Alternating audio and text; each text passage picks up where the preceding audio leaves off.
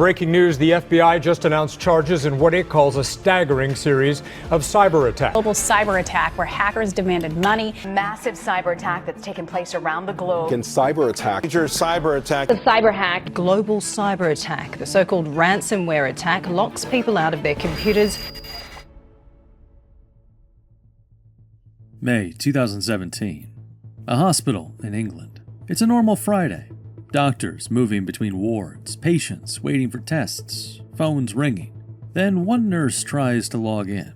Instead of patient records, the screen goes red. A clock is ticking. A message says all files are locked. Pay $300 in Bitcoin or the files are gone. The nurse calls IT. Another computer has the same screen. Then another. Then all of them. Within an hour, the hospital can't access test results, x-rays, or surgery schedules. Ambulances are being diverted on the way in because staff can't even confirm which operating rooms are open. Inside, staff are staring at frozen screens, unsure if it's a glitch, a prank, or something worse. And if a hospital falls this fast, what's next?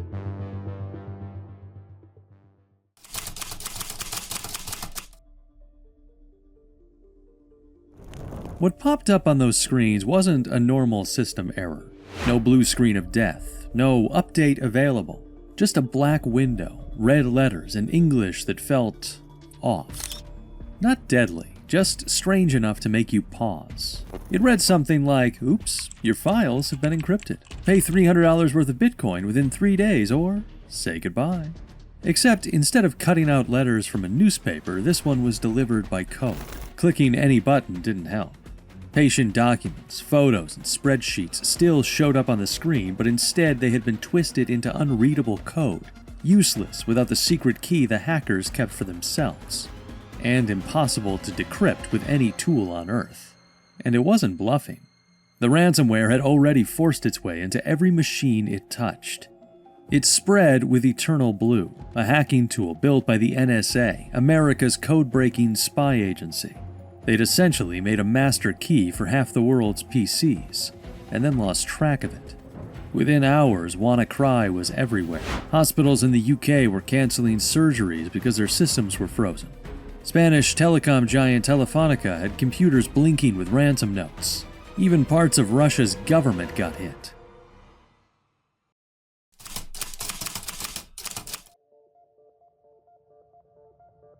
You see, back in 2017, something was leaked that made this all possible.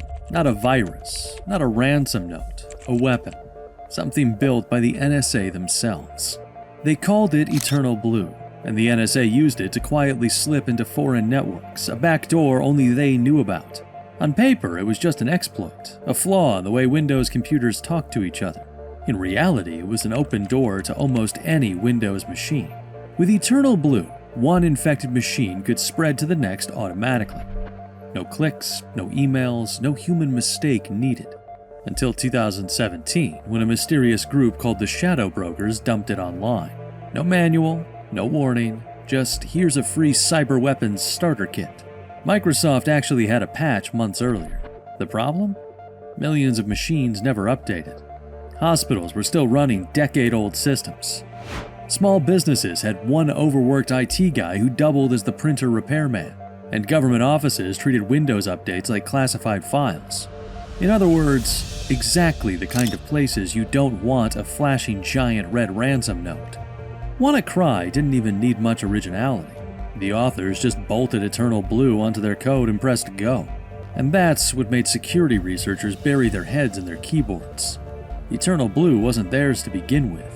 The timing couldn't have been worse. A patch existed, but most of the world hadn't applied it. So when WannaCry rolled out, it didn't just hit a few unlucky machines. It tore across 150 countries in less than 24 hours.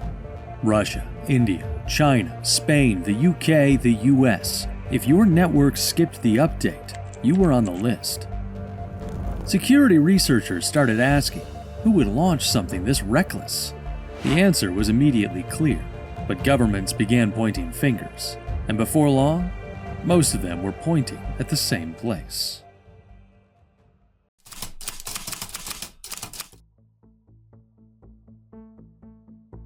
By the second day, WannaCry was everywhere. More than 200,000 machines across 150 countries locked. Spanish phone companies were dragging computers offline. FedEx told employees to grab a pen and paper like it was 1985. And it looked unstoppable, until one 22-year-old in England stumbled onto the off switch.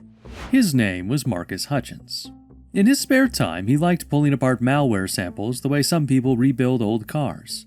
He noticed WannaCry kept pinging a nonsense website, a domain name that didn't even exist. So he spent $10 and registered it. That one act accidentally killed the worm in its tracks. The malware had a strange check-in routine. If the domain was live, WannaCry would shut itself down, like its creators had built a panic button in case things got out of hand. Marcus stumbled across it, and overnight he became the guy who saved the internet. For him, registering strange domain names was routine. Malware researchers did it all the time to track infections. He had no idea this one would flip WannaCry off like a light switch. Security researchers later said that without that kill switch, the outbreak could have doubled, maybe even tripled. Headlines crowned him a hero. Governments exhaled. IT managers everywhere finally installed Windows updates. But the damage was already massive. The total cost ran into the billions. The NHS in the UK alone spent £92 million cleaning up. FedEx reported $400 million in losses. Renault, Nissan, Honda, Deutsche Bahn all disrupted. This wasn't just grandma can't open her emails. This was hospitals, shipping companies, and train stations all stopped cold by a ransom note because one guy in Pyongyang, allegedly, decided to see what would happen if he kicked the plug out of the world's socket. And for all that chaos, the attackers only made about $100,000 worth of Bitcoin. Financially, it was ransomware's version of tripping over your own shoelaces.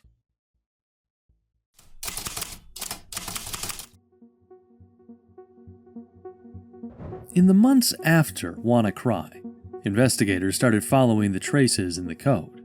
The code had similarities to earlier malware used by a hacker group called Lazarus, the same crew blamed for robbing banks in the infamous Sony Pictures hack. And Lazarus, according to the US and UK, wasn't just some guys in hoodies. It was run out of North Korea. By December 2017, the White House went public. WannaCry was Pyongyang's work. Britain said the same. Security firms nodded along.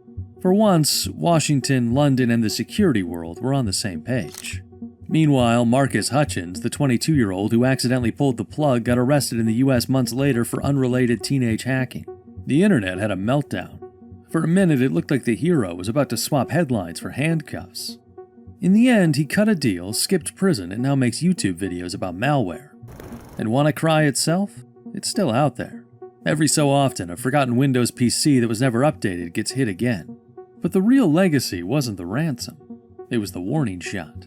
One leaked NSA exploit, and suddenly the world saw how fragile the pipes of the internet really are.